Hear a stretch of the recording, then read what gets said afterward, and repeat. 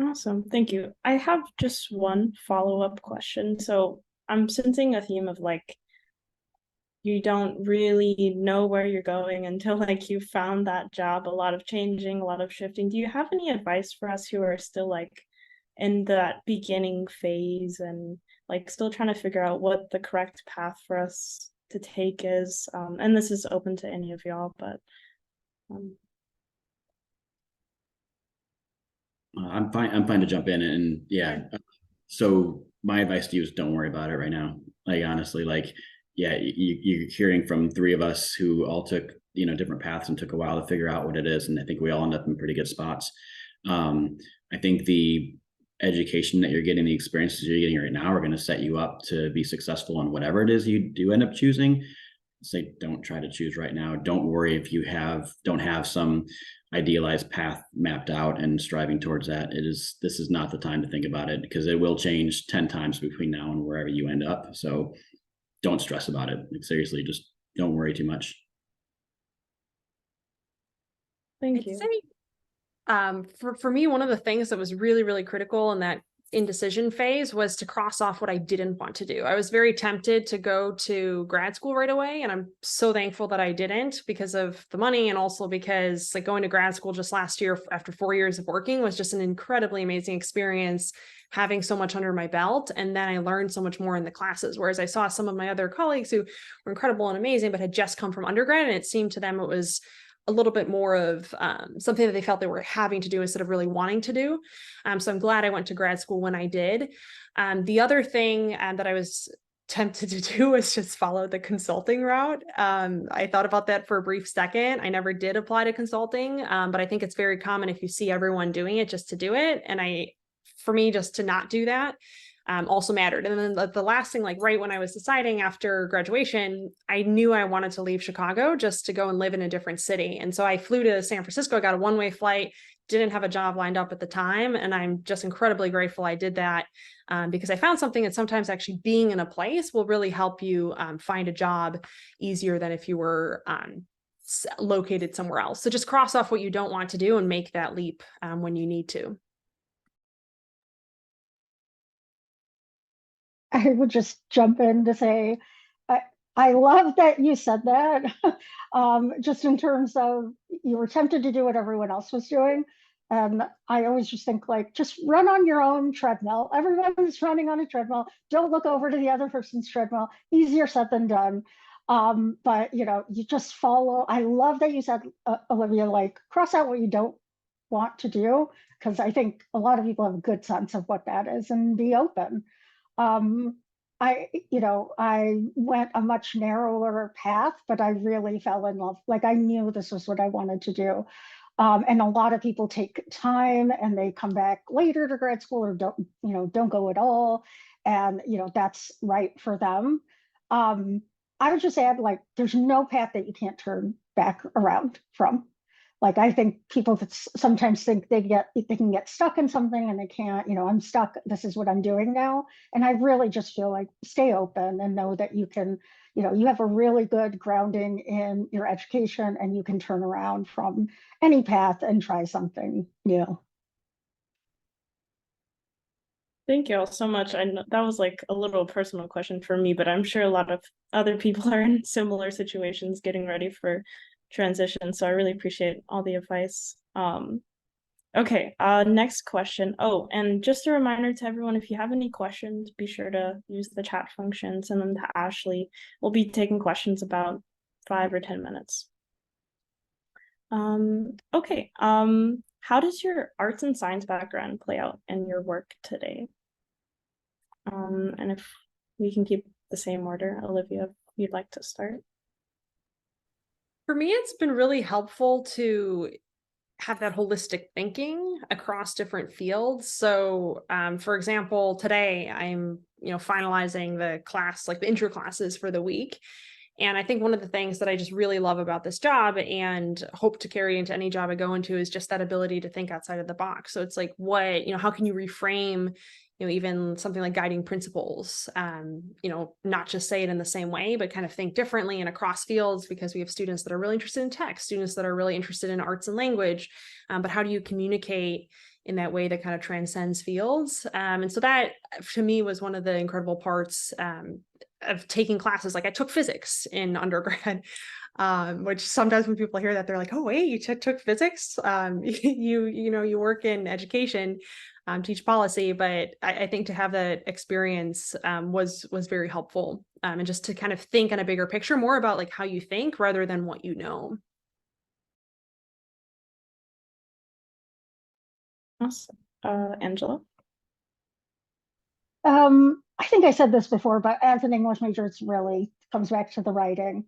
Right now, I oversee really large teams, like we're, carrying out research studies, and we produce, either large, very technical reports, or more and more we're producing short, practitioner, very accessible kinds of materials. And so being able to be flexible, and it takes a lot of, coming straight out of undergrad, it takes a lot of learning to refine your writing, but it applies in everything. And so that's a piece that I've really carried forward. Yeah. Thank you. JJ? Yeah, not adding a ton new here, but the content of my classes, the stuff I learned, I don't use any of that, right? Like realistically, not grabbing any of the principles that I learned in any classes to help me what I'm doing. But to the point that both Olivia and Angela made, teaching how to think and teaching how to write, like those two tools that we now have in our chest are amazing, right? And I use those every day. Awesome. Thank you. Next question. Is there any networking advice that would be helpful specifically for the industries that y'all are in individually?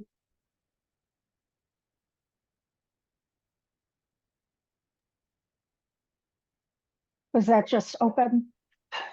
Oh, yeah, we can go in whichever. Yes, I would say two things. One thing very specifically that I've participated in a lot is there's a next externship. It's like, I think it's called Next through Northwestern, where you can host a student for a day in your industry. And it's a great little program. I've done it many times, and I've met some terrific Northwestern students from it, just learned more about the field. I highly encourage you to, look at it. It's such a, it's a pretty low commitment in terms of, it's not an internship, it's an externship. So that's been really rewarding. And the other thing is sort of a blanket statement. When people say, feel free to reach out to me with any questions you have, reach out to them. Like, we're not, I can speak for myself. I do not say that if I don't mean it. I am unlikely to reach out to you, but I encourage you to do that. If you are, make it personal, make it, put some effort into it and reach out. If people are so open to lending a hand, especially to other alumni and just helping you. So I encourage you to take advantage of that. Along those lines, reaching out on LinkedIn is actually very helpful. Like there is the alumni network database as well. But LinkedIn could work as well, either for alums or non-alums. I have, in terms of like the Northwestern Alumni Network, we were trying to host a conference at Salesforce Tower, which is the really big tower in San Francisco. And we needed someone to actually physically be there the entire time in order to use this space. And we didn't know anyone. So I literally just reached out to a few different alumni, and one literally said, it's my birthday, but if you need me, I'll be there. That's how dedicated they were. And we found someone to actually just come to our conference for the entire day. So it was just very inspiring to like have that support. But I've also reached out to people on LinkedIn for work that are just completely not connected. And I had someone like a NASA researcher who like hosted an entire conference for my students, like an entire day long visit to a research institution. I actually got a response from someone who's like the head of security forces in Estonia. So you'd be really surprised how people actually do reach out if you just take that first step. Yeah, absolutely. I mean, I think we are all, we want to be resources for everyone, for you guys. So, feel free to use us. And I know, just talking to my colleagues, we talk about LinkedIn, we get a lot of people asking about stuff, but, I never say no to a student, right? That's just kind of my blanket rule, no matter where they're coming from. I never say no to a student if they have a question. So, and I think that's pretty common amongst my peers, and I'm sure most people here. Awesome. Thank y'all for the advice and the support. We definitely appreciate it. Okay, another question more related to your jobs and your profession. Are there any trends that you've seen in your profession, whether related to the pandemic or not? So one example is, what are your organization's expectations for working in the office and or remotely? I know a lot of things are shifting to remote work. So what is that looking for, like, for y'all at work today? And we can go in the order again. Olivia, if you'd like to start. Thank you. My company has always been, throughout the pandemic, on the cutting edge of trying to be in person as much as possible, just because we really believe that in-person learning does foster a certain sort of a dynamic that's really helpful to the educational experience. That being said, we did do classes online throughout Zoom, and then we did a hybrid. For a while, we were part in-person, part online, but pretty much all conferences are back in person this year, and it's a fully in person. We do have one class that's integrated, so students Zoom in that are entirely outside of the Bay Area. But I guess on sort of a bigger scale, what's interesting too is that I've observed AI coming into place in terms of with education, in terms of like students using AI to write things. And we were having that conversation. I was having that conversation with a colleague, about what's the future there. Is that something that maybe 10 years down the road, we look back and say, just like the CDC recently announced that social media can be harmful, maybe 10 years down the road, we'll say, no, we need to kind of think about how we use AI with learning. So that's more of like a broader industry conversation within education in particular. And I'm sure many of you have those conversations with classmates at Northwestern. But I think that's an interesting evolution. Yeah, that is very interesting. Angela, would you like to go next? Sure. So well, we have several offices, and we've started to rethink that arrangement. I think our biggest office right now are the work from home folks, myself included. So we offer, 100% remote. But I think it's difficult.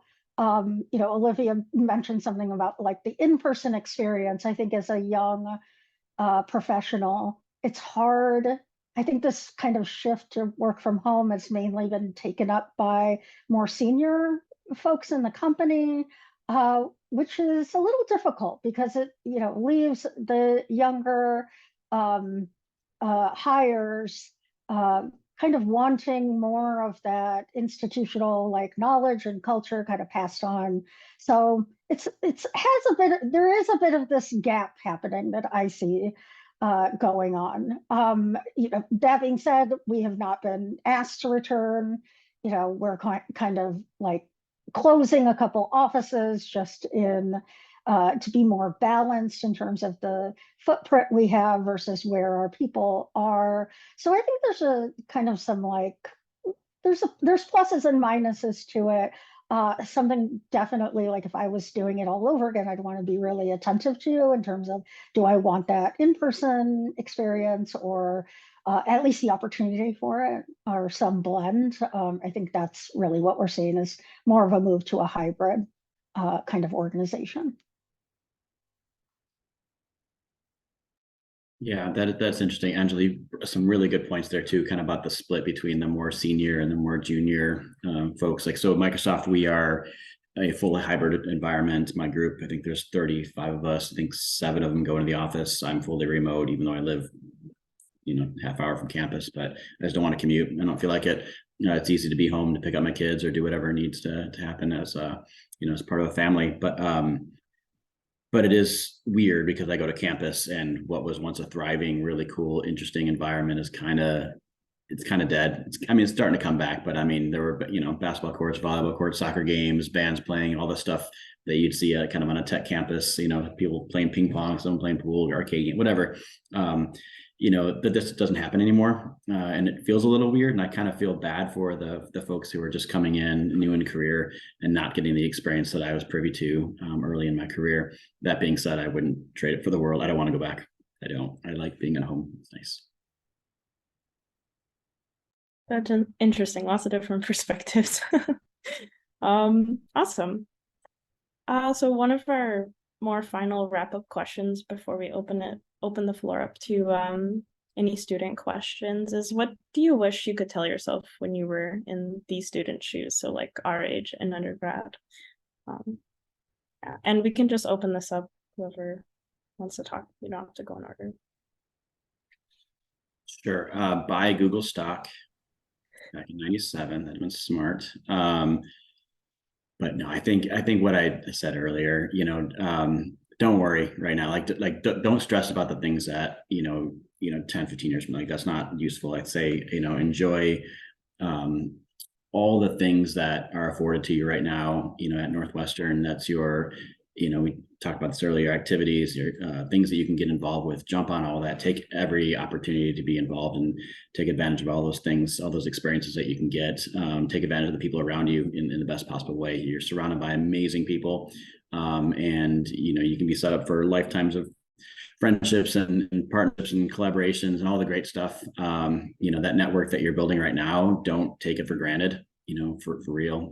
I'm still really good friends with 10 or 15 people from college, and I consider a really tight knit group, and that's 20 something years later. So I'd say take advantage of that, foster those relationships, and I'd say just take advantage of everything you have right now.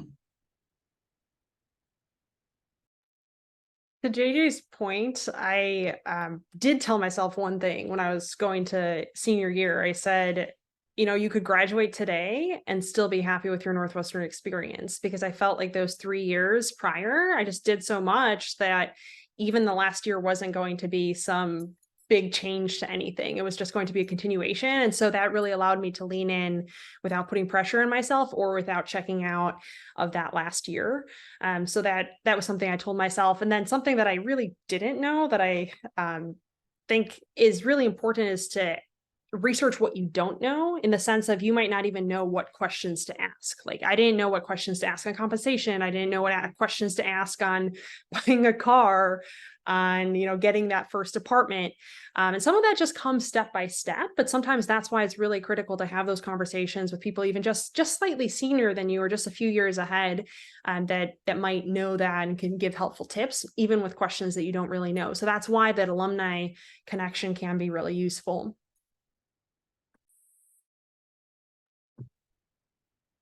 I would just add maybe 2 things from like my own personal experiences. I wish I would have done more, grabbed a hold of a few more activities and just tried a few more things. When I look back, I think I could have done more of what was offered. So if that's your inclination, is to stay in, maybe push yourself a little harder, like it was mine. Maybe try a couple other things. And, just to try to have fun while you're going along. That's hard. I still struggle with that in daily life, but just try to enjoy it, much like JJ said, just about, that part of it. And don't struggle, ask for help. Just, there's so many resources. I think it was just, I think I've thought, I didn't quite know who to go to. And so I didn't probably need to struggle as much as I did. So, if that resonates with you, I encourage you to reach out and ask for help. Awesome. Thank you for sharing.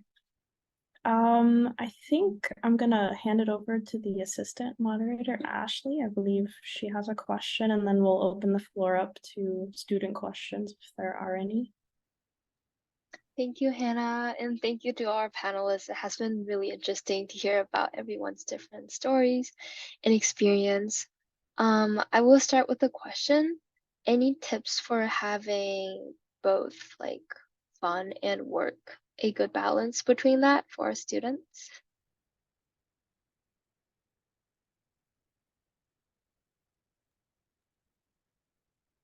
JJ, it's all you. I'll go next. Yeah, no, yeah, it's gonna defer to you, but yeah, for me, one of the stupid things I did, which was a great combination, was like find a study partner.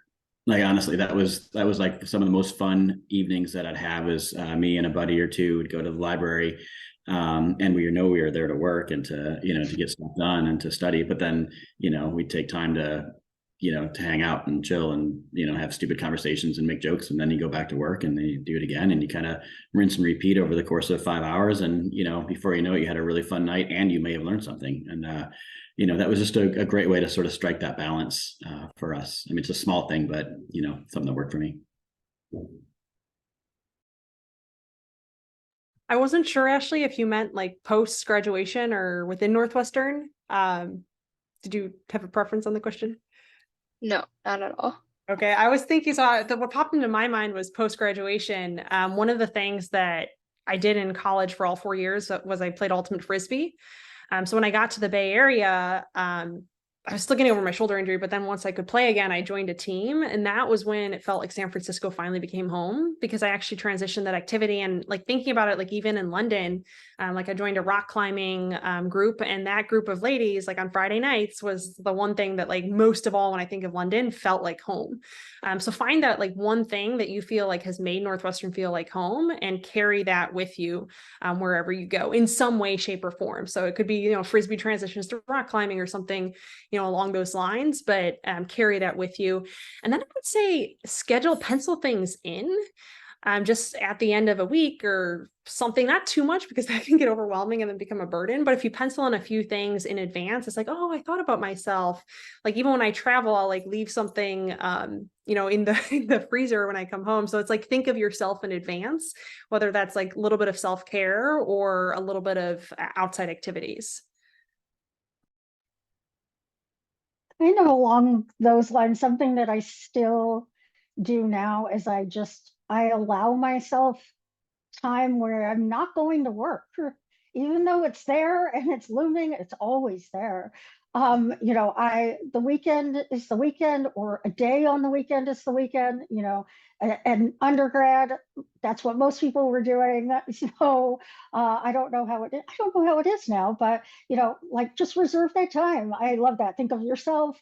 I do that now. It really helps to form boundaries around your work and make sure that you're feeling balanced with it. Yeah.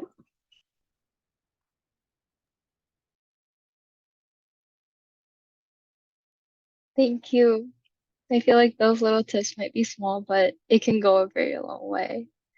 And now I'll open the floor up for students. Anyone who wants to ask a question, feel free to unmute yourself or just drop it in the public chat, and you can ask our alumni.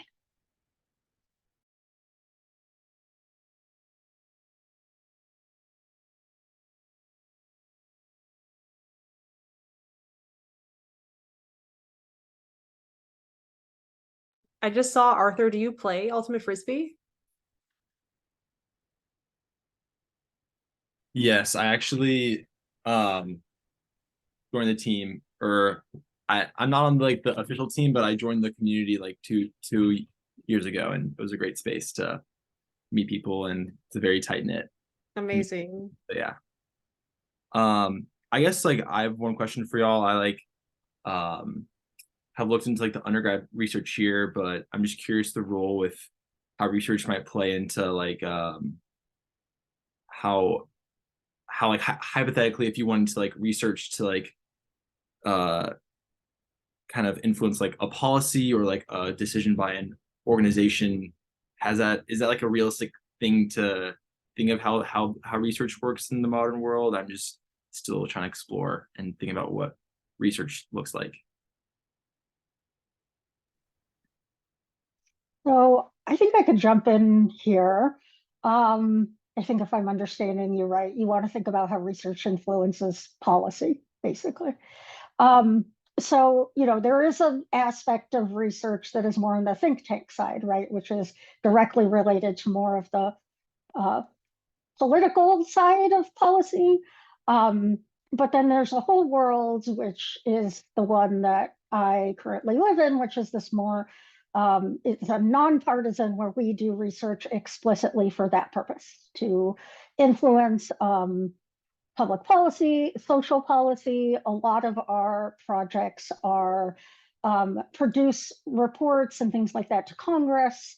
We have folks that testify on the Hill pretty often. There's always someone up there providing some kind of expert testimony. So there's definitely a place for research in that space. I think the same is, it's not untrue of academia.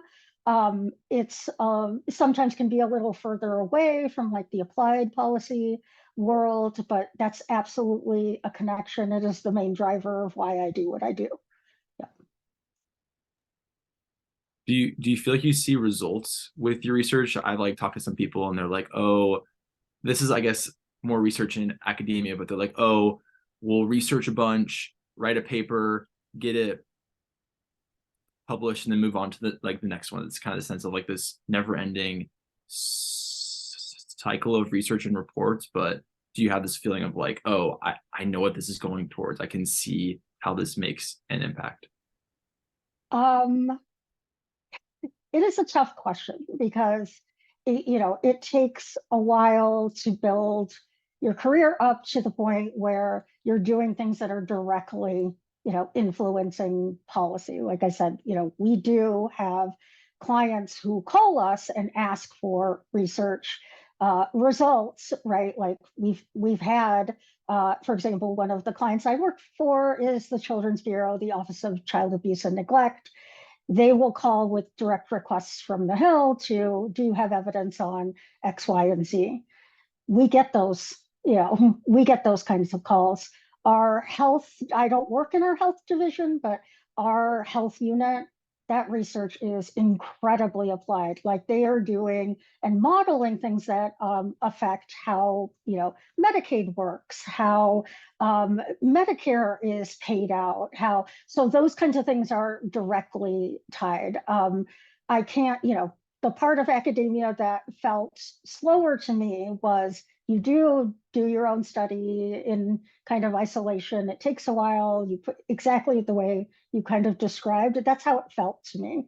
And so I wanted something that was a little bit faster paced, and it certainly is. Like I'm working on multiple projects at a time with different clients. The federal government's my number one client, but we have smaller ones like the Gates Foundation or, organizations like that use it immediately to make like funding decisions and things like that.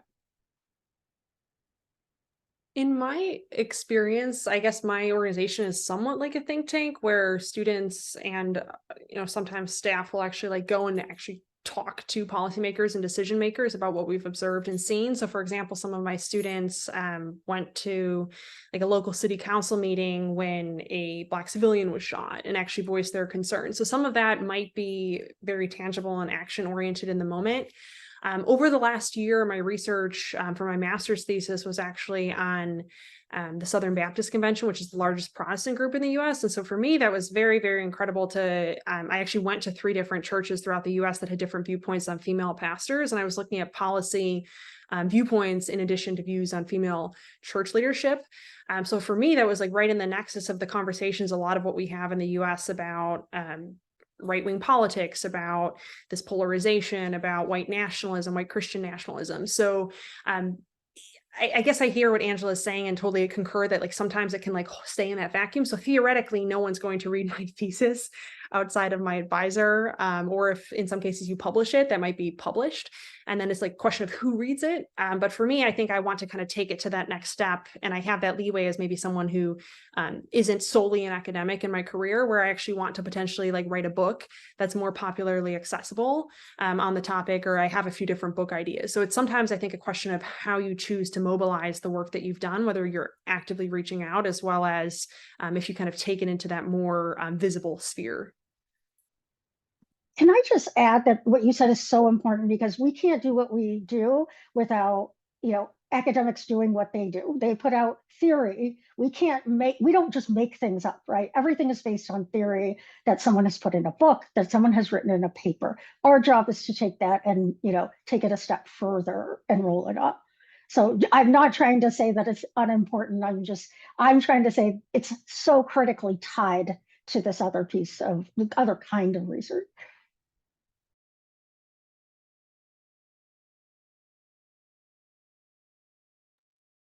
So I think we have time for one more quick question if anyone has anything that they would like to ask before we close here soon. Oh, here is a chat from Juliana. Would you like me to read it, or you can speak up if you would like to read your question? Yeah, so I was asking, how would you go about choosing a specific PhD program to apply to if you're interested in qualitative research? And how might you apply these skills to a career outside academia, particularly one that is hands-on and community or clinical based? That's a great question. Probably have time for like one answer if anyone would like to chime in.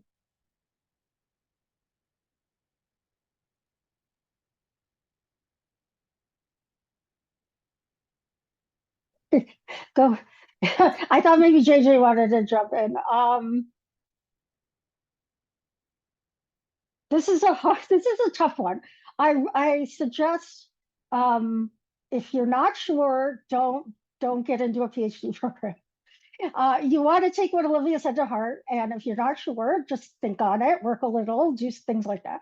If you're really sure, never, ever, ever choose a PhD program based on one professor who might be at that program that you want to work with, because they will leave or might leave. And then you really want to make sure that the program holistically, the students, the curriculum, all of those things are things that you're willing to stick with, whether, this person that, this professor who you really like their work, were there or not. Like, I think that's really important. Didn't happen to me. It happened to several people that I know.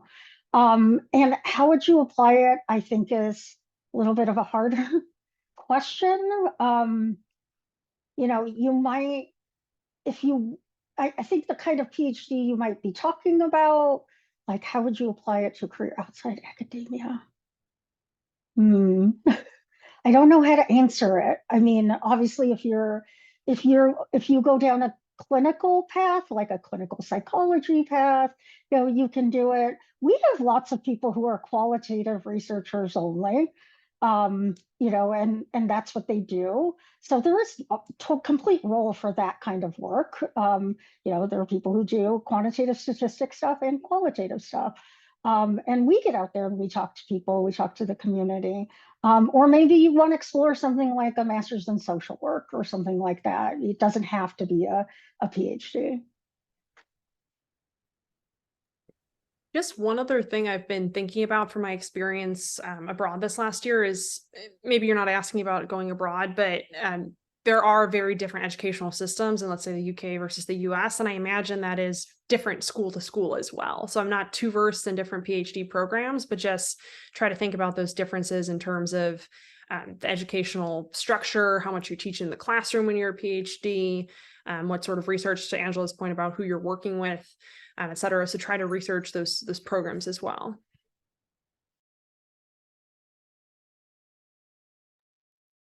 Awesome. Thank you all for joining us and for all the insight we've had today. Yeah, Ashley, do you want to close us out real quick? Thank you so much, everyone, for coming on today. Big thank you to our alumni speakers. And now we can head back to the Zoom main room.